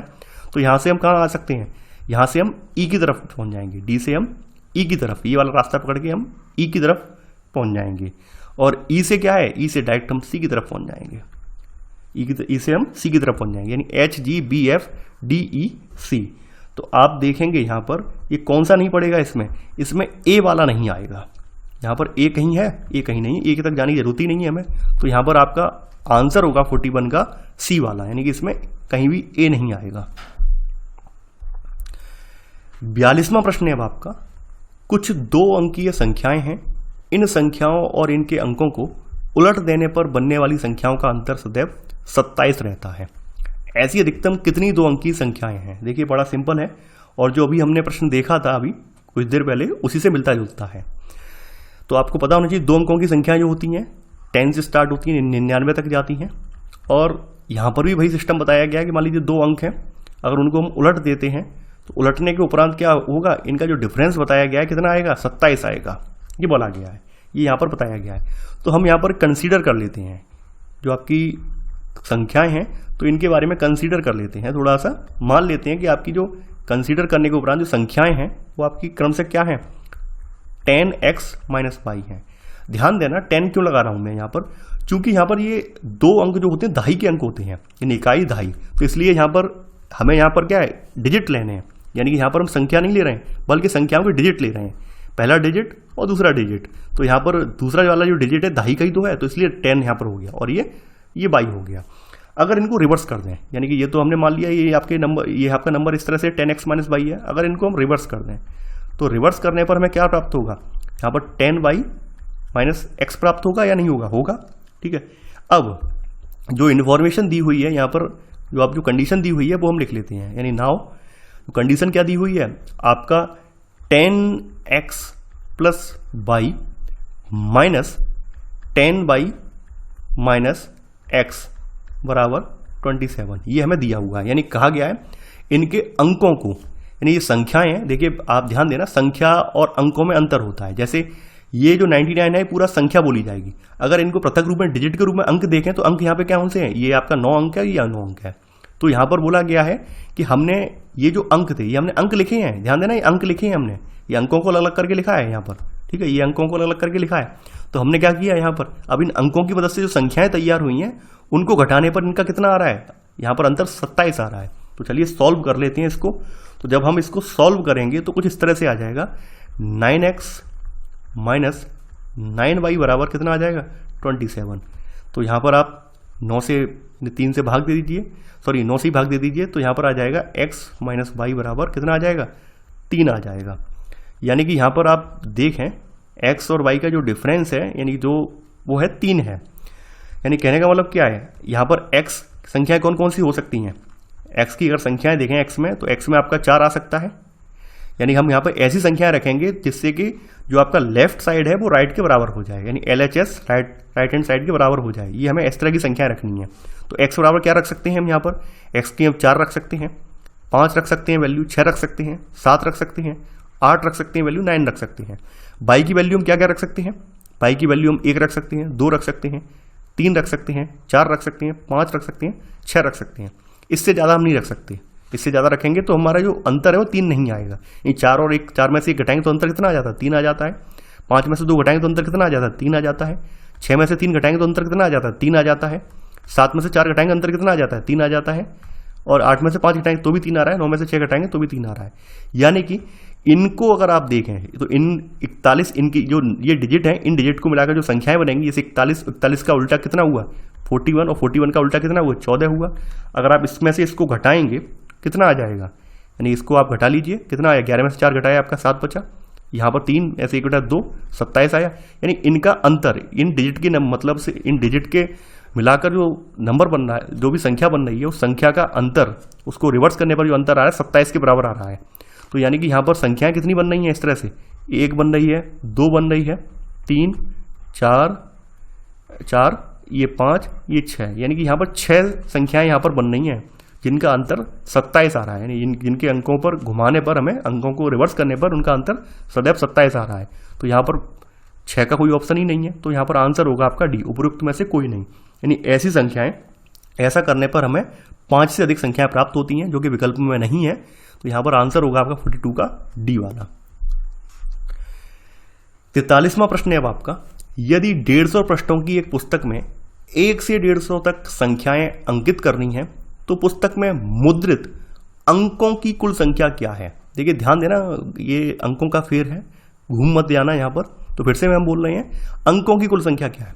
अभी तो हमने पूछा जैसे कोई संख्या, जैसे मान लीजिए यही आपकी एक संख्या है, हमने लिख लेते रैंडमली 6 7 8 9, तो यहाँ पे अंक कितने हैं, यहाँ पे 4 अंक हैं, इसमें पहला अंक, दूसरा अंक, तीसरा अंक, 4 अंक। तो ऐसे ही पूछा गया है 1 से लेकर 150 तक अंक कितने आएंगे। 1 से लेकर 150 तक, एक 150 प्रश्नों की पुस्तक है, उसमें 1 से 150 तक संख्याएं डली हुई हैं, तो इनके अंक कितने हो गए। तो जैसा कि हम यहाँ पे चलते हैं 1 बाई 1 करके, तो आप लोग जानते होंगे यहाँ पर जो डिजिट की अगर हम बात कर लें तो 1 से 9 तक, यहाँ से 1 to 9 कितने डिजिट होते हैं, यहाँ पर आपके 9 डिजिट होते हैं। यहाँ से 1 से 9 तक 9 डिजिट होते हैं। अगर हम 10 से लेकर 10 जो संख्या है 10 से लेकर 99 तक चलें, 2 अंकों की संख्याएं हैं। अब यहाँ पर डिजिट कितने हो जाएंगे, यानी 10 से लेकर 99 तक कितने अंक होंगे, कितने यहाँ पर संख्याएं होंगी। यहाँ से लेकर यहाँ तक आपकी संख्याएं होंगी कितनी, आपकी 90 संख्याएं हैं। अब 90 संख्याएं, अब हर एक में कितने कितने डिजिट हैं, 2 डिजिट हैं, पहला डिजिट दूसरा डिजिट, तो 90 × 2 कितना हो गया, ये आपके डिजिट कितने हो गए, 180 डिजिट हो गए। यहाँ पे लिख देते 9 डिजिट बन रहे हैं ये, ताकि भूलें ना आप, ये आपके 180 डिजिट हो गए, ठीक है। अब इसी तरह से आपका क्या है, 3 अंकों की संख्या है, 3 अंकों की कहाँ से स्टार्ट होंगी, 100 से स्टार्ट होगी, कहाँ तक, 150 तक। कर लीजिए आप, कितना हो गया, 100 से लेकर 150 तक आपकी कितनी संख्याएं हो गई, आपकी 51 संख्याएं बनी। और हर एक संख्या में, 3 अंकों वाली संख्या में कितने कितने 3 डिजिट हैं, तो यहाँ पे 3 का मल्टीप्लाई हमें करना पड़ेगा। ये कितना आ गया यहाँ पर, 51 का जब 3 में करेंगे तो यहाँ पर आ जाएगा 153। तो यहाँ पर अब कुल जो डिजिट हैं, टोटल डिजिट, वो हम निकाल लेते हैं। टोटल डिजिट बराबर क्या होगा, जितने डिजिट आ गए हैं उन सबको जोड़ देते हैं सिंपली, 9 + 180 + 153, यानी कि ये आपका निकल कर आ जाएगा यहाँ पर 342। तो यहां पर आपका आंसर होगा आपका बी वाला, 43 का बी। 44वां प्रश्न है अब आपका, कुछ 3 अंकीय संख्याओं की निम्नलिखित विशेषताएं हैं, सभी 3 अंक भिन्न भिन्न है। यानी मान लीजिए कोई संख्या आपकी x, y और z एक संख्या है, तो इनके ये क्या है, डिजिट हैं आपके, ये x, y, z क्या है, डिजिट हैं, और ये तीनों ही डिफर हैं। ठीक है, यानी डिजिट x, y और z तीनों ही डिफर हैं। एक संख्या आपकी x, y, z आपकी 3 अंकों की, इसके तीनों digit x, y, z differ हैं। संख्या 7 से विभाजित है, यानी कहने का मतलब क्या है, ये जो संख्या है आपकी ये 7 से डिवाइड, यानी इसको डिविजिबल है, विभाजित है। संख्या के अंकों को उलट देने से बनने वाली संख्या भी 7 से विभाजित है, यानी इसके अंकों को उलट देने पे कौन सी संख्या बनेगी आपकी, ये बनेगी आपकी यहाँ पर z, y और x, ये भी 7 से डिविजिबल है, ये बताया गया है। ऐसी कितनी 3 अंकी संख्याएं हो सकती हैं जो कि 7 से विभाजित हों और रिवर्स करने पर भी जो है इनका जो भी ये भी 7 से विभाजित हो जाए। तो चलिए हम x, y, z को यहाँ पर लिख लेते हैं, कौन सा नंबर बनेगा x, y, z का। तो यहाँ पर एक तो आपका बनेगा कौन सा, 100x plus 10y plus z। चूंकि ध्यान देना ये डिजिट हैं, x, y और z ये डिजिट हैं, सिंगल डिजिट हैं। तो यहाँ पर इकाई, दहाई, सैकड़ा, इसलिए हमने यहाँ पर 100 लिखा है, दहाई के स्थान पर y आ रहा है तो इसलिए 10y लिखा है और ये z लिखा है। अब इसको रिवर्स करने पर कौन सा बनेगा, यानी हम इसको अब रिवर्स कर देते हैं, तो रिवर्स करने पर यहाँ पर जो बनेगा आपका ये बनेगा आपका 100z प्लस 10y प्लस आपका क्या बनेगा, यहाँ पर x आएगा। यहाँ तक बात आपको समझ में आ गई होगी। यानी जो हमारा नंबर ये बन रहा है, 2 नंबर बन रहे हैं, एक तो मूल बन गया 100x 10y और z, और इसका रिवर्स करने पर ये बन गया। ध्यान देना ये डिजिट हैं और इनको मिलाकर हमने एक नंबर बनाया है यहाँ पर। अब यहाँ पर थोड़ा सा ध्यान देने वाली बात ये है, आपके 21 और ये 35 जो है ये आपके 7 से डिवाइड हो जाते हैं, बिल्कुल हो जाते हैं। इनका जो डिफरेंस है, इनका डिफरेंस कितना आता है, 35 में से 21 घटाएंगे तो 14 बचेंगे, यानी ये डिफरेंस भी आपका जो है 7 से डिवाइड होता है, बिल्कुल होता है 7 से डिवाइड। यानी अगर इसका डिफरेंस जो है ये 7 से क्या डिवाइड है, हाँ हो रहा है। तो कहने का मतलब क्या है, कहने का मतलब ये है कि इन दोनों का डिफरेंस भी, यानी कि आपका ये वाला जो आपका जो नंबर है इसका डिफरेंस और इसका डिफरेंस भी जो है किससे, 7 से डिवाइड होगा या नहीं होगा, होगा। यानी आपकी कंडीशन ये कह रही है संख्या 7 से विभाजित है, तो इनका जो इनका डिफरेंस होगा वो भी जो है वो यहाँ पर कहाँ, किससे, 7 से डिवाइड होगा या नहीं होगा, होगा 7 से डिवाइड। तो चलिए हम क्या करते हैं, यहाँ पर इनका डिफरेंस निकाल लेते हैं। तो जब आप इस वाले नंबर में से इसको घटाएंगे तो क्या बचेगा आपके पास, यानी 100 इधर इसमें से इसको घटाएंगे तो ये पूरा जो है माइनस का हो जाएगा। तो यहाँ से 100x में से x गया तो कितना बचा, 99x बचा यहाँ पर आपका। ये 10 तो आपका कट जाएगा पूरा पूरा, ठीक है। यहाँ पे क्या बचेगा आपका, 99z बचेगा आपका। अगर आप इसमें से 99 को कॉमन ले लें तो कितना हो गया यहाँ पर, ये आपका x माइनस z बचा। अब देखिए ध्यान देना यहाँ पर, क्या ये 7 से डिवाइड है, होना चाहिए, लेकिन यहाँ पर ये 99 नहीं है, क्योंकि 99 के जो फैक्टर होंगे, अगर आप 99 के फैक्टर करें, 99 जो किस किस से विभाजित होता है, एक तो 9 से होता है और एक 11 से होता है, तो 99 तो यहाँ पर नहीं है। ऑब्वियस सी बात है, यहाँ पर जो x माइनस z है ये 7 से डिवाइड होगा। तो यहाँ पर हम x के स्थान पर कौन कौन सी वैल्यू आ सकती हैं, रख सकते हैं कि जिससे कि इनका अंतर 7 के बराबर निकले और ये डिवाइड हो जाए। तो देखिए x के स्थान पर हम यहाँ पर 8 रख सकते हैं, z के स्थान पर हम यहाँ पर 1 रख सकते हैं, ठीक है। तो यहाँ पर ऐसे करके यानी 8 माइनस 1 रखें तो क्या है, ये बराबर बराबर कट जाएगा आपका। इसी तरह से यहाँ पर एक पॉसिबल वैल्यू क्या रखी जा सकती है, यहाँ पर x की दूसरी पॉसिबल वैल्यू यहाँ पर 9 रखी जा सकती है और z के स्थान पर 2 रखा जा सकता है, ठीक है। यानी z के स्थान पर हम 2 रख सकते हैं। तो यहाँ पर 9 माइनस 2/7 करें तो भी ये कट जाएगा पूरा पूरा, ठीक है। ये हो गया। अब इनकी मदद से कितने नंबर हमारे बनाए जा सकते हैं, तो देखिए यहाँ पर हमारा इसकी मदद से हम पहला तो एक नंबर बना सकते हैं, कौन सा, 8 बाई और 1, एक ये नंबर बन सकता है। एक इसका उल्टा कर दें, ये वाला बन जाएगा आपका 1/8 बन जाएगा। यानी कि इसकी मदद से आपके 2 नंबर बन रहे हैं यहाँ पर। ध्यान देना, इसकी मदद से एक नंबर आपका ये बन रहा है 8/1 और दूसरा ये बन जा रहा है नंबर, यानी कि यहाँ पर इसकी मदद से 2 नंबर बन रहे हैं आपके, ठीक है। ठीक इसी तरह से 9 और 2 इनका उपयोग कर रहे हैं, तो 9 और 2 का उपयोग करने पे क्या बनेगा, एक तो 9/2 बन जाएगा और सेकंड नंबर आपका जो बन जाएगा वो 2/9 बन जाएगा, ठीक है। यानी यहाँ पर भी आपके 2 बन रहे हैं नंबर, ठीक है। और टोटल मिलाकर कितने नंबर बन रहे हैं, 3 अंकों वाले जो कि 7 से डिवाइड हैं, ये आपके कुल मिलाकर 4 बन रहे हैं। ये 4 नंबर ऐसी 4 संख्याएं ऐसी हैं जो कि आपकी जिनका उलट देने पर भी जो 7 से डिवाइड हो जाता है। यानी कि यहाँ पर आप देखेंगे तो यहाँ पर आंसर होगा आपका बी, 44वें का आंसर है यहाँ पर बी वाला। 45वां आपका प्रश्न है अब आपका, निम्नलिखित कथनों की परीक्षा कीजिए। यहां पर पूछा गया है सभी रंग सुखद हैं, कुछ रंग सुखद हैं, कोई भी रंग सुखद नहीं है, कुछ रंग सुखद नहीं है। यानी कि यहां पर रंगों के बारे में पूछा गया है कि सभी रंग सुखद हैं, फिर पूछा गया है कोई रंग सुखद नहीं है, तो ये पूछा गया है। तो थोड़ा सा हम यहाँ पे डायग्राम बना लेते हैं, वेन आरेख अगर बना लेंगे तो थोड़ा आसान हो जाएगा। तो यहाँ पर दो बातें कही गई हैं, एक तो रंग और दूसरा सुखद, यानी कि एक रंग है और दूसरा सुखद है। तो इस तरह से डायग्राम हमने ड्रॉ कर लिया। ये वाला पोर्शन मान लेते हैं रंग का है, ठीक है। ये वाला पोर्शन क्या है, सुखद का है। समझ रहे होंगे यहां तक बात। तो पहली कंडीशन में कहा गया है कि सभी रंग क्या है, सुखद हैं, यानी कि ये सभी रंग जो हैं ये सुखद हैं, इस वाले पार्ट में आ जाते हैं, सुखद हैं। कुछ रंग सुखद हैं। अब देखिए चूंकि यहां बात कर दी गई कुछ रंग सुखद हैं और फिर कह दिया गया कोई भी रंग सुखद नहीं है, तो यहां पर इस तरह से हो जाएगा ये, यानी कुछ रंग सुखद हैं और कुछ रंग सुखद नहीं है। तो यहां पर कुछ इस तरह से डायग्राम बन जाएगा, ठीक है। यानी कि इसमें से कुछ जो है सुखद हैं, कुछ नहीं भी हैं, तो ये हो जाएगा। यानी एक पोर्शन तो इसका पूरा चला गया कि सभी रंग सुखद हैं, एक तो चला ही गया इसमें, और एक पोर्शन ये वाला यहां पर बच गया। यदि कथन 4 सत्य है तो निश्चित रूप से क्या निष्कर्ष निकाला जा सकता है। यानी यहाँ पे कहा गया कुछ रंग सुखद नहीं है, कुछ रंग क्या है, सुखद नहीं है, यानी कुछ रंग जो है यहाँ पर आप जो खाली स्थान दिख रहे हैं कुछ रंग क्या है, सुखद नहीं है। तो यहाँ पे कौन सा निष्कर्ष निकाला जा सकता है। अगर यहाँ पर कुछ रंग सुखद नहीं है तो आपका पहला वाला निष्कर्ष नहीं निकलेगा।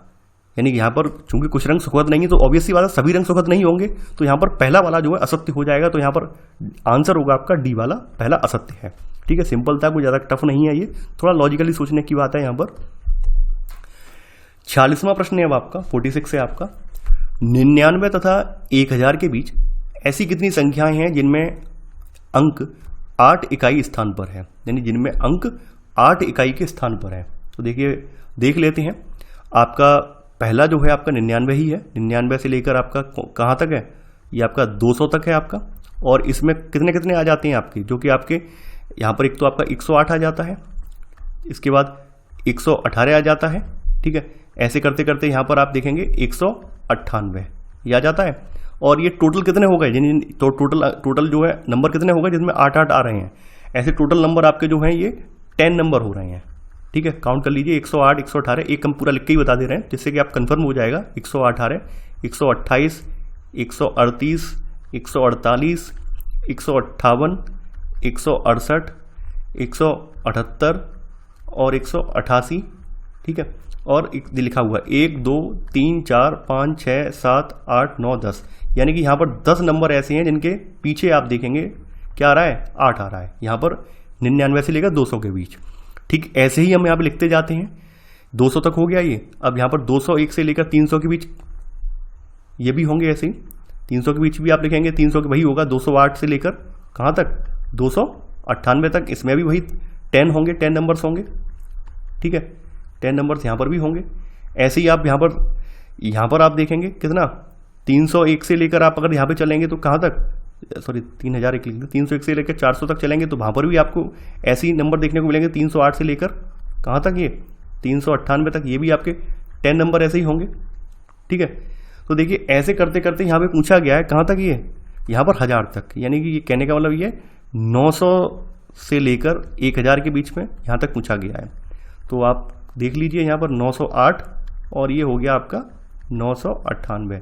तो ऐसे करके ये 10 नंबर, तो ये कितने बन गए, तो इन सबको हमें जोड़ना पड़ेगा। तो यहाँ पे जोड़ लीजिए आप। एक तो आपका ये वाला बन गया 10, 20, 30, बीच में कितने आ रहे हैं, बीच में कुल मिलाकर आपके देखिए यहाँ पर 99 से अगर आप ऊपर स्टार्ट करें तो आपके 9 टाइम आ जाता है, 9 स्लॉट बन रहे हैं। यानी पहला स्लॉट आपका ये वाला बन गया, दूसरा स्लॉट आपका ये वाला बन गया, तीसरा ये बन गया, ऐसे करके आपके 9 स्लॉट बन रहे हैं यहाँ पर। और हर स्लॉट में जिन अंकों के पीछे 8-8 है, ऐसे यहाँ पर कितने हैं, ट्रिपल वाले अंक यहाँ पर आपके, यानी हर एक स्लॉट में 10 अंक निकल रहे हैं, 10 नंबर निकल रहे हैं जिनके पीछे 8-8 है, जिनके पीछे 8-8 है, ठीक है, हर एक स्लॉट में। तो ऐसे करके आपके यहाँ से लेकर यहाँ तक 9 स्लॉट बनेंगे, ठीक है। आप बना के देख लेना, ऐसे करके 9 स्लॉट बनेंगे। और हर स्लॉट में कितने कितने हैं, 10 नंबर हैं, 3 अंक, यानी कि ट्रिपल वाली संख्या है, 10 है।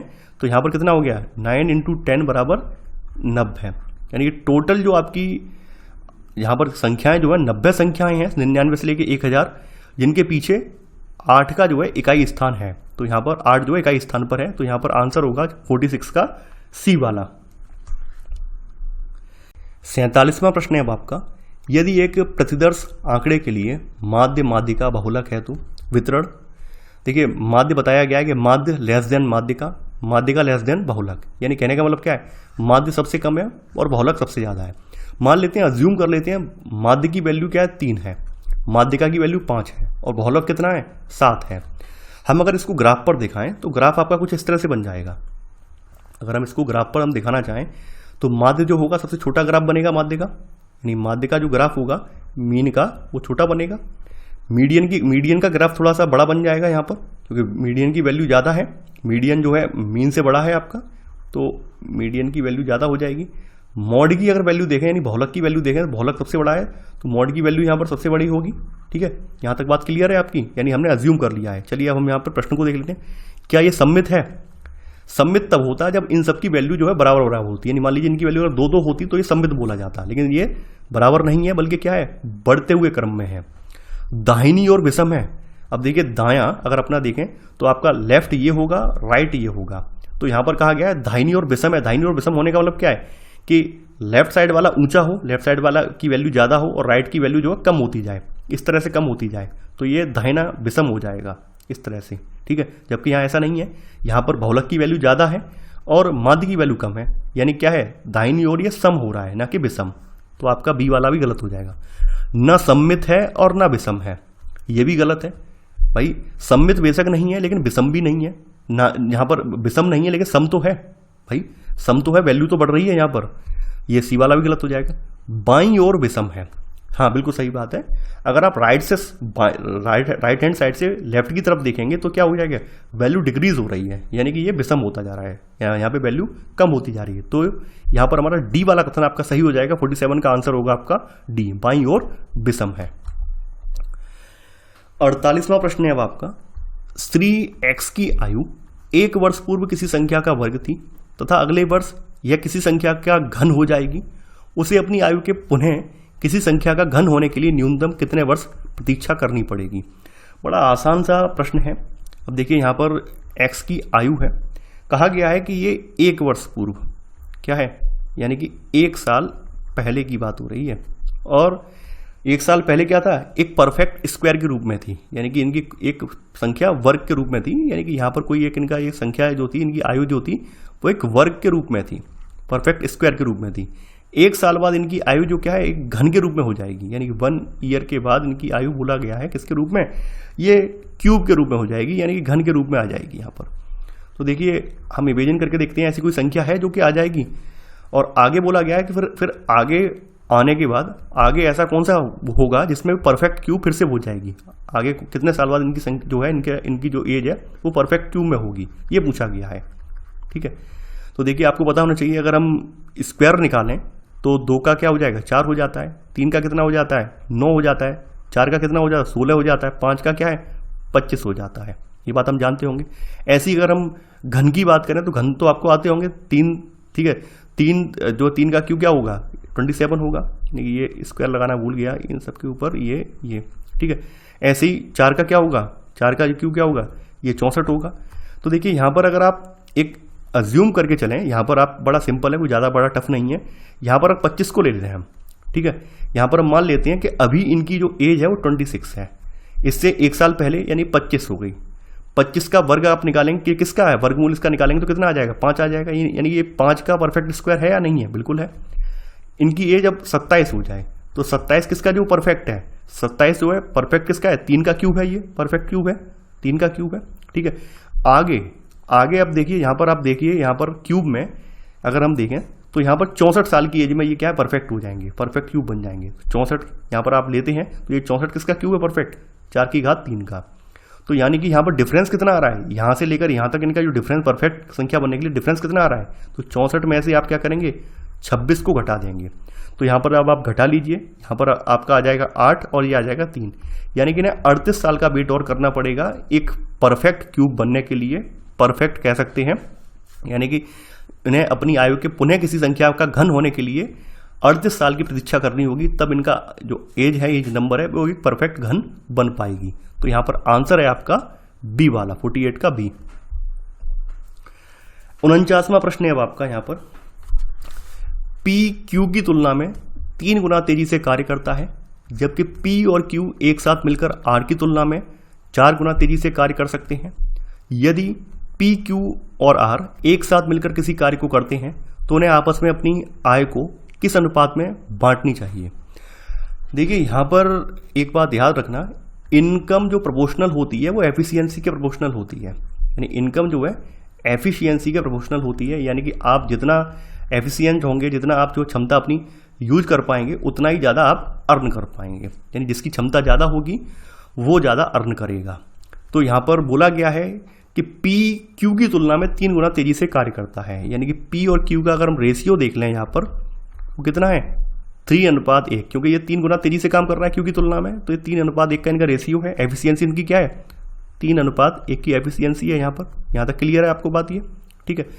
आगे बोला गया है जबकि पी और क्यू एक साथ मिलकर आर की तुलना में 4 गुना तेजी से काम करते हैं। यानी कि अगर ये पी और क्यू अगर हम देख लें यहाँ पर, ये मिल जाएं, पी और जो क्यू है, सॉरी यहाँ पर अगर जो पी और क्यू हैं, ये वाले पी प्लस क्यू, ये अगर मिलकर काम करें तो आर की तुलना में बोला गया, यानी कि ये 4:4 गुना तेजी से, 4:1 इतनी तेजी से काम करते हैं, ये बोला गया है। तो देखिए यहाँ पर ध्यान देना, जो P प्लस क्यू है, P प्लस क्यू का जो पार्ट है एफिशिएंसी वाला, ये भी 4 हो रहा है और ये वैल्यू भी आपकी 4 है। यानी कहने का मतलब क्या है, हम इसके स्थान पर ये लिख सकते हैं, वैल्यू लिख सकते हैं। यानी भाई हम यहाँ पर इसके स्थान पर, यहाँ पर इस तरह से वैल्यू लिख सकते हैं, 3:1 की वैल्यू ये लिख सकते हैं यहाँ पर, ठीक है। तो यहाँ पर ऐसे करके अगर आप देखेंगे तो P/Q/R जो है आपका 3:1 यहाँ पर 1 हो जाएगा, 3:1:1, यानी कि आपका ये आंसर हो जाएगा यहाँ पर ए वाला, ठीक है। कोई ज़्यादा टफ नहीं है, बड़ा सिंपल है। तो ये आपकी क्या हो जाएगी, ये अर्निंग है। तो उन्हें आपस में अपनी आय 3:1, फिर से लिख दे रहा हूँ, 3:1:1 में बांटनी चाहिए। तो यहाँ पर 49 का आंसर होगा आपका ए वाला। 50वां प्रश्न है अब आपका, 6 व्यक्तियों A B C D E और एफ के एक परिवार में निम्नलिखित संबंधों पर विचार कीजिए। पुरुषों की संख्या स्त्रियों की संख्या के बराबर है। तो देखिए हम यहाँ पर पुरुष और स्त्री के लिए जो सिंबल यूज करते हैं वो आप जान लीजिए। हम पुरुषों के लिए हमेशा क्या करते हैं, यहाँ पर एक बॉक्स यूज करते हैं, ठीक है। और स्त्रियों के लिए यहाँ पर क्या एक सर्कल यूज करते हैं, ताकि हमें पता चल जाए कि ये पुरुष हैं और ये स्त्री हैं। तो यहाँ पर कितने हैं, 6 कैंडिडेट हैं, 1 2 3 4 5 6। तो 3 मेल हैं और 3 ही यहाँ पर क्या है, फीमेल है। ये बात यहाँ क्लियर है आपके पहले स्टेटमेंट में। ए और ई एफ के पुत्र हैं, यानी कि यहाँ बताया गया है जो एफ है, तो एफ के बारे में पूरी जानकारी नहीं है, तो यहाँ पर बोला गया है कि ए वाला और ई वाला, ठीक है, यानी कि ये क्या है, पुत्र हैं। तो ऑब्वियस सी बात है ए और ई क्या है, मेल होंगे। जब ये पुत्र हैं तो ए और ई क्या है, ये मेल होंगे। ए और ई बोथ क्या है, ये दोनों ये सन हैं एफ के, ठीक है, ये क्या है, ये सन है इनके। आगे है डी, 2 व्यक्तियों एक पुत्र और एक पुत्री की माता है। डी जो है क्या है, 2 व्यक्तियों, यानी कि डी एक लेडीज है, ये हमें पता चल गया, डी क्या है, एक लेडीज है, और एक इसके पुत्र की, यानी कि एक लड़के की, और एक लड़की की ये माता है, यानी कि ये माता है, मदर है, बात ये बोली गई है, ठीक है। यानी कि डी जो है एक लड़के की और एक लड़की की माता है, ये बात हमें यहाँ तक बोली गई है। आगे बोला गया बी ए का पुत्र है, यानी कि ये जो व्यक्ति है, ठीक है, ये बी वाला, ये किसका, बी पुत्र है, चूंकि तो लड़का ही होगा, तो ये बी जो है आपका ए का सन है, ठीक है। एरो बना दिया इस तरह से ताकि आपको पता चल जाए ये इसका पुत्र है। वर्तमान में परिवार में केवल एक ही विवाहित जोड़ा है। चूंकि एक ही विवाहित जोड़ा है तो विवाहित जोड़ा आपका केवल ये वाला बनेगा। मैं यहाँ पर यूज कर देता हूँ ये, यानी कि ये केवल विवाहित जोड़ा ये वाला बनेगा आपका, ये वाला, यानी कि ये इनकी पत्नी होगी आपकी डी वाली, ठीक है। और डी वाली पत्नी ये होंगी, चूंकि इनकी बोली गई है कि ये 2 व्यक्तियों, एक पुत्र और एक पुत्री की माता है। एक पुत्र तो इनका ये वाला हो गया, ठीक है भाई, जब इनके पति का ये बेटा है तो इनका भी बेटा होगा, और एक इनकी पुत्री हो गई, एक इनकी ये पुत्री हो जाए। पुत्री के लिए यहाँ पर कौन बचा है, अब यहाँ पर आपका सी बचा है, यानी सी इनकी जो है पुत्री हो गई, यानी कि ये जो है आपस में भाई बहन हो गए, यानी कि ये सिस्टर है और ये आपका ब्रदर है, ठीक है। और ये ऊपर जो है ये महिला है, यानी कि ये दादी हैं, ठीक है। उपर्युक्त में से, निम्नलिखित में से कौन सा एक निष्कर्ष निकाला जा सकता है? ए, बी और सी सभी स्त्री हैं। ए, बी और सी सभी स्त्री हैं, गलत। ए डी का पति है, हाँ, ए जो है वो डी का पति है, बी वाला यहां सही है। ई और एफ डी की संतान है, ई और एफ नहीं, ये भी गलत। डी एफ की पुत्री है, डी एफ की पुत्री नहीं, डी एफ की पुत्री नहीं है। तो यहां पर आपका सही वाला जो है आपका केवल ये 50 का बी वाला है, तो आंसर है आपका बी। 51वां प्रश्न है अब आपका। एक थैली में 20 गेंदें हैं, 8 गेंदें हरी हैं, 7 सफेद हैं और 5 लाल हैं। आंख बंद कर थैली में से न्यूनतम कितनी गेंदें निकालना आवश्यक है, किसी को भी बिना बदले, जिससे सुनिश्चित हो कि प्रत्येक रंग की कम से कम एक गेंद निकाली हो। देखिए ये कॉम्बिनेशन का प्रश्न है। अगर आपको कॉम्बिनेशन की जो पूरी अवधारणा पता है तो आपको समझ में आ जाएगा। क्योंकि यहाँ पर हमें जो है हम आपका क्वेश्चन पेपर अटेम्प्ट कर रहे हैं, केवल सॉल्व करते जा रहे हैं, तो यहाँ पर हम कॉम्बिनेशन का पूरा नहीं बता सकते हैं। तो यहाँ पर हम क्या करेंगे, देखिए इसमें हम यहाँ पर ये देखेंगे सबसे ज़्यादा गेंदें किसकी हैं, यानी कि यहाँ पर 8 जो है वो ग्रीन है, 7 जो है आपकी वाइट है और 5 जो है रेड है। यहाँ तक आपको बात समझ में आ गई। तो यहाँ पर कॉम्बिनेशन में क्या देखते हैं, जो गेंद जिनकी संख्या सबसे ज़्यादा होगी तो वो क्या है, उनके आने की जो पॉसिबिलिटी वो ज़्यादा होगी। तो यहाँ पर 8 ही आ गई हरी गेंद। इसके बाद आपकी कौन सी है, यानी कि यहाँ पे पूछा गया है कि उसके बाद 7 हम मान लेते हैं, 7 जो सफ़ेद आ जाएंगी, एक बार में 7 आपकी सफ़ेद आ जाएंगी। अब क्योंकि यहाँ पर जो 5वीं वाली रेड है, क्योंकि इनकी संख्या कम है, तो ऑब्वियस सी बात है यहाँ पर एक टाइम आ पाएगी, ये मुश्किल से हम ये मान के चलते हैं एक बार ही आ पाएगी। अगर हम इन तीनों को जोड़ दें तो यहाँ पर आपको ये संख्या प्राप्त होगी, 16 प्राप्त होगी। यानी कम से कम एक गेंद जो निकालने की जो यहाँ पर कॉम्बिनेशन बन रहा है वो आपका 16 बन रहा है। देखिए यहाँ पर हम डायरेक्ट इसलिए निकाल रहे हैं क्योंकि यहाँ पे कॉम्बिनेशन को पूरा समझाना असंभव है। इसके बारे में या तो 4 से 5 घंटे का अलग लेक्चर हो। तो आपसे मैं रिक्वेस्ट यही करूँगा, किसी भी दूसरे चैनल पर जाके कॉम्बिनेशन अगर आपको पढ़ना हो तो पढ़ लेना। यहाँ पर तो हमें इतना समझ में आ गया कि यहाँ पर जो गेंद सबसे ज़्यादा होगी मैक्सिमम उसको पूरा ले लेंगे, और जो गेंद आपकी जो है संख्या छोटी होगी उसका केवल एक पार्ट ले लेंगे, यानी एक भाग ले लेंगे, ठीक है। तो ऐसे करके बाकी सबको जोड़ देंगे तो आपको फाइनली आंसर पता चल जाएगा कि भाई कि थैली में से न्यूनतम कितनी गेंद निकालना आवश्यक है, किसी को भी बिना बदले, जिससे सुनिश्चित हो कि प्रत्येक रंग की कम से कम एक गेंद निकली हो। तो 16। तो यहाँ पर आंसर है आपका 51 का बी वाला। 52वां प्रश्न है अब आपका। यदि 2 लड़कों और 2 लड़कियों को एक पंक्ति में इस व्यवस्था में खड़ा करना हो कि लड़कियां एक दूसरे के अगल बगल खड़ी ना हो, तो कितनी संभव व्यवस्थाएं हो सकती हैं। यानी कहने का मतलब क्या है, लड़कियां पास नहीं आएंगी, लड़कियां अगल बगल खड़ी नहीं होंगी। तो देखिए पहली व्यवस्था जो है, पहला अरेंजमेंट कुछ इस तरह से हो सकता है इनका। अगर पहले अरेंजमेंट की बात करें तो गर्ल 1, बॉयज़ 1 और बॉयज़ 2, ठीक है, और यहाँ पर क्या है गर्ल 2। तो इनका क्या हो जाएगा, इनका फैक्टोरियल हो जाएगा। क्योंकि यहाँ पर अगर आप इनका अरेंजमेंट अगर आप मैनुअली लड़के उठाकर देखें तो ये लड़के भी तो बदल सकते हैं भाई। पहली अटेम्प्ट में मान लीजिए लड़के जो है B1 B2 का स्थान हमने बदल दिया, ठीक है। तो इसके लिए हम क्या करेंगे, फैक्टोरियल यूज कर लेंगे ताकि जो है इनका मल्टीप्लाई हो जाए। इसी तरह से गर्ल का भी स्थान बदल सकता है भाई। जरूरी नहीं है कि गर्ल 1 अभी जो है B1 के बगल में हो सकता है हम ये भी कर सकते हैं, रिवर्स भी कर सकते हैं। तो यहाँ पर हम 2 का फैक्टोरियल कर ले रहे हैं। तो ये आपका कुछ इस तरह से आ जाएगा, 2 का फैक्टोरियल इंटू 2 का फैक्टोरियल, ये आपकी वैल्यू आ जाएगी 4। एक सेकंड अरेंजमेंट आपका जो है वो इस तरह से कुछ बन जाएगा अरेंजमेंट। ये अरेंजमेंट हो जाएगा B1 G1 B2 और G2। सेम वही प्रोसेस यहाँ आएगी, सेम वही प्रोसेस यहाँ पर आएगी। यानी इनका जो है फैक्टोरियल ये बन जाएगा और इनका फैक्टोरियल बन जाएगा। यानी यहाँ पर पॉसिबिलिटी जो होगी 4 टाइम की पॉसिबिलिटी होगी, 4 बार 4 तरीके से अरेंजमेंट करने की यहाँ भी पॉसिबिलिटी आपकी होगी, ठीक है। एक थर्ड वाला जो बनेगा आपका, थर्ड वाला कुछ इस तरह से बन जाएगा आपका G1, यहाँ पर आपका जो आ जाएगा B1, ठीक है, यहाँ पर G2 और ये हो जाएगा B2। तो इसमें भी जो है 4 तरीके से जो है यहाँ पर पॉसिबल है।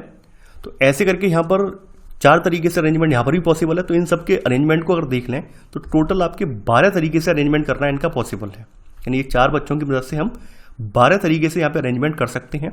तो यहाँ पर आंसर होगा आपका 52 का C। 53वां प्रश्न है अब आपका।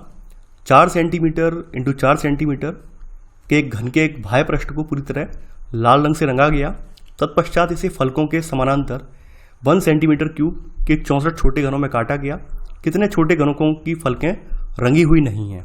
तो सबसे पहले घन के बारे में जो बेसिक नॉलेज है वो होना बड़ा आवश्यक है।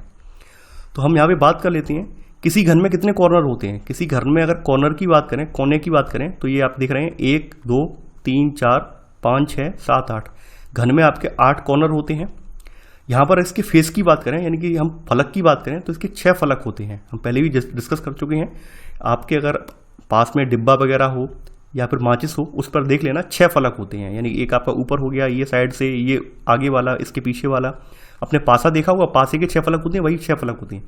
घन में 12 एजेस होती हैं। ये एजेस हैं, ये एजेस हैं आपकी, ठीक है। तो घन में टोटल जो है यहाँ पर 12 एजेस होती हैं, यानी एजेस बराबर 12। अब देखिए ध्यान देना, घन को जो है हमने कहाँ पर, इसको पूरा बाहरी साइड से पेंट कर दिया है। तो बाहरी साइड से जब हम पेंट कर देंगे तो ऑब्वियस सी बात है, यहाँ पर आप देखेंगे जो कॉर्नर वाले जो घन हैं ये 3-3 साइड से पेंट हो गए।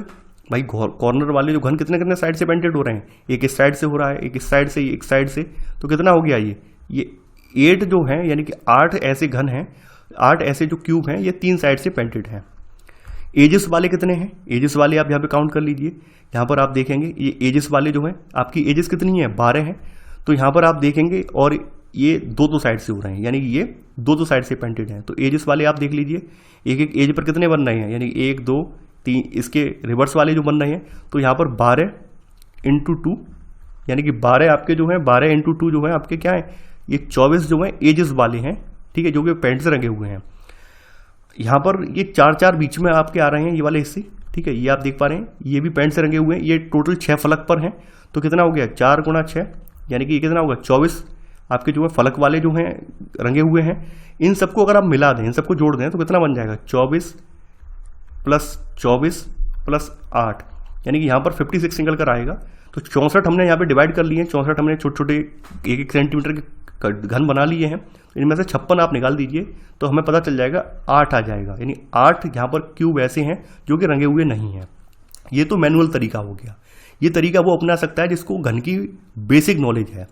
मान लीजिए अगर आपको नॉलेज नहीं है, तो सबसे बढ़िया तरीका क्या होता है, इसका फॉर्मूला है कि नंबर ऑफ पेंटेड, यहाँ पर फेस अगर हमें काउंट करने हैं, इसके नंबर फेस पेंटेड कितने हैं, यहाँ पर नंबर फेस पेंटेड, तो यहाँ पर इसका फॉर्मूला है आपका n-2, इसका क्यूब। तो n बराबर हमारा क्या है, यहाँ पे भुजा कितनी इसकी है, 4 की है, तो 4 - 2 इसका क्यूब आप करेंगे तो यहाँ पर कितना आ जाएगा, यहाँ पर 2 का क्यूब, यहाँ पर आपकी वैल्यू आ जाएगी 8। तो यही आपका आंसर है 53 का ए, यानी 8 ऐसे घन हैं जिनके फलक रंगे हुए नहीं हैं। 54वां प्रश्न है अब आपका, निम्नलिखित पर विचार कीजिए। A B C D E F G और H एक पंक्ति में उत्तर की ओर मुख करके खड़े हुए हैं। तो देख लेते हैं, यहाँ पर बोला गया है कि B G का पड़ोसी नहीं है, तो अभी यहाँ पर इसको छोड़ देते हैं, बाद में देख लेंगे। F G के ठीक दाएं है और E का पड़ोसी है, यानी कि बोला गया है कि F जो है वो G के ठीक दाएं, G के राइट में है, यानी कि पहले दिशा ज्ञान होना आवश्यक है। ये लेफ्ट दिशा होती है, ये राइट वाली होती है। तो ये G के दाएं है, यानी कि G का दायां कौन सा हुआ, ये वाला हुआ। तो G के दाएं में आपके F है और ये E का पड़ोसी है, तो E इसके राइट में होगा। यहाँ तक क्लियर है। G अंतिम छोर पर नहीं है, यानी इसने पहले क्लियर कर दिया कि आप ऐसा ना करें कि G को उल्टा कर दें। G अंतिम छोर पर नहीं है, बीच में है कहीं। A E के बाएं से छठा है, यानी A जो है E का बायां, E के बायां का छठा, यानी कि E मान लीजिए E यहाँ पर है तो इसका छठवां, ऐसे करके 1 2 करके, तो आप छठवां इसका निकाल लीजिए। E का छठवां 1 2 3 4 5 छठा, यानी कि यहाँ पर आपका A है। यहाँ तक बात क्लियर हो गई। आगे बढ़ते हैं यहाँ पर, यानी कि ये आपका, ये बात यहाँ पर आपकी क्लियर हो गई, यानी कि ये बाएं से छठा है। H C के दाएं से छठा है, यानी कि यहाँ पर आपका कहीं देखिए यहाँ पर छठा बोला जा रहा है, तो 1 2 3 4 5 छठा ये हो गया। H जो है C के दाएं से छठा है, यानी कि H आपका यहाँ पे आ रहा है कहीं, यानी H आपका यहाँ पर कहीं आ रहा है और ये C के दाएं से छठा है। आप काउंट कर लीजिए 1 2 3 4 5 6, ठीक है, यानी कि 1 2 3 4 5 6, तो ये C के दाएं से छठा है। अब आपके 2 व्यक्ति आपके केवल बचे हैं। कौन कौन से बचे हैं आपके, ये बचे हैं आपके, यानी कि यहाँ पर आपका बचा है B वाले बचे हैं और D वाले बचे हैं, ठीक है। तो ये बोला गया है कि B जो है वो G का पड़ोसी नहीं है, तो ऑब्वियस सी बात है यहाँ पर कौन आएगा, यहाँ पर डी आ जाएगा और ये आपका आ जाएगा बी वाला। ठीक है, ये पहला वाला स्टेटमेंट हमने ये भी यूज कर लिया। तो इस तरह से ये सब लोग उत्तर की ओर मुंह करके खड़े हैं। तो यहाँ पर आपका क्रम हो गया A C B D G F E H। ठीक है, अब चलिए यहाँ पर पूछा गया है उपरोक्त के बारे में निम्नलिखित में से कौन सा एक सही है। C A के ठीक बाएं है, C A के ठीक बाएं है, नहीं, C A के ठीक बाएं कहाँ है। ठीक है, C A के ठीक बाएं थोड़ी ना है। तो यहाँ पर पहला वाला तो गलत हो गया भाई, C A के ठीक लेफ्ट में नहीं है, यानी कि ये राइट में पड़ता है। इसके अलावा बोला गया डी बी और एफ का सन्निकट पड़ोसी है, यानी डी बी और एफ का सन्निकट पड़ोसी है। देखिए डी जो है आपका ये बी और जी का सन्निकट पड़ोसी है, ना कि एफ का। तो यहाँ पे बी वाला भी गलत है। जी डी के ठीक दाएं हैं, जी डी के ठीक दाएं हैं, हाँ बिल्कुल सही है। जी जो है डी के ठीक दाएं है, सी वाला सही है। ए और ई अंतिम छोरों पर है, नहीं, ए और एच जो है अंतिम छोरों पर है, तो डी वाला गलत हो जाएगा। तो यहां पर आंसर है आपका यहां पर सी वाला। 55वां प्रश्न है अब आपका, किसी निश्चित कोड में 256 का अर्थ लाल रंग चौक, यानी कि यहां पर ध्यान देना रेड कलर चौक बराबर क्या है, ये बराबर है 256। ठीक है, 589 का अर्थ है हरा रंग फूल, यानी कि ग्रीन कलर फ्लावर बराबर क्या है आपका, ये है आपका 589। ठीक है, और 254 का अर्थ क्या है, सफेद रंग चौक। 254 का यानी कि व्हाइट कलर चौक, इसका अर्थ है व्हाइट कलर चौक। ठीक है, इसका अर्थ है 254। अब देखिए ध्यान देना, यहां पर बड़ा सिंपल है, इसमें कुछ होता नहीं है। यहां पर आपको देखना है कलर के लिए कौन सा ऐसा डिजिट है जो सेम है, जो कि कॉमन है आपका, पहले में भी कॉमन हो, दूसरे में भी, तीसरे में भी। तो यहां पर आप देख रहे हैं 5 जो है ये कॉमन है, इसमें भी है, इसमें भी है, इसमें भी है। यानी कहने का मतलब क्या है, कलर जो है कलर का कौन सा है, कलर जो है 5वां है, कलर का डिजिट 5वां है। अगर हम यहाँ पे चौक की बात करें, या फिर सॉरी चौक छोड़ दीजिए, यहाँ पर पूछा, हाँ चौक ले लीजिए कि जो चौक है आपका वो कौन सा है। तो देखिए चौक यहाँ पर अगर हम देखें, ये चौक और ये चौक, तो इसमें आपका 2 जो डिजिट है वो चौक के लिए यहाँ पर है। ठीक है, कॉमन है, तो चौक बराबर क्या होगा 2। ठीक है, अब बचा हुआ कौन सा है 4, ऑब्वियस सी बात है व्हाइट के लिए यहाँ पे 4 होगा। तो यहाँ पर आंसर है 55 में का यहाँ पर बी वाला, यानी व्हाइट के लिए आपका 4 है। तो ये था हमारा आज का वीडियो। आई होप आपको ये वीडियो पसंद आया होगा। आप लोग इस वीडियो को लाइक शेयर करना बिल्कुल ना भूलें। तो चलिए आज के लिए बस इतना ही। Thanks for watching. जय हिंद।